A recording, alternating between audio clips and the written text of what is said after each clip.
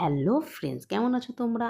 আজ কিন্তু ঘুম থেকে উঠে দেখি প্রায় 4:30 বাজে। কোথায় যাই করতে করতে ধরফড়িয়ে এটা কোথায় এসেছি বুঝতে পারছো? এটা হচ্ছে দক্ষিণেশ্বর। তাড়াতাড়ি শাড়ি জামা কাপড় চেঞ্জ করে ছুটতে ছুটতে মন্দিরে ঢুকছি। কেন 6:30টায় মন্দির বন্ধ হয়ে যাবে, এখন প্রায় 6টার বেশি বাজে।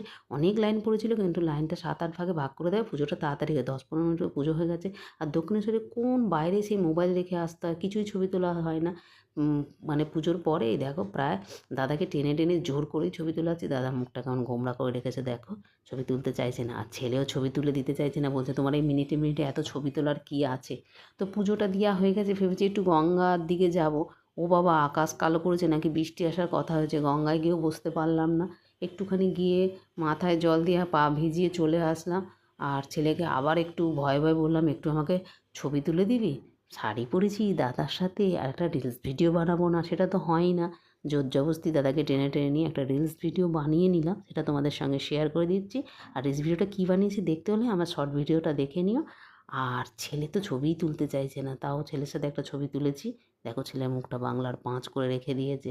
যাই হোক, পুজো টুজো দিয়ে কোনো রকম সুন্দরভাবেই পুজো দেওয়া হয়েছে। আর আমার এখন কিন্তু খুব খিদে পেয়েছে, কেন সেই দুপুর 12টায় খেয়েছিলাম। এখন যাওয়ার সময় রোল কিনে খেয়ে নিচ্ছি। ভিডিওটা কেমন লাগলো বলো, ভালো লাগলে লাইক করো, শেয়ার করো, কমেন্ট করতে ভুলো না। আমার চ্যানেল নতুন, চ্যানেলটাকে সাবস্ক্রাইব করে দিও। আবার দেখাবে নতুন কোনো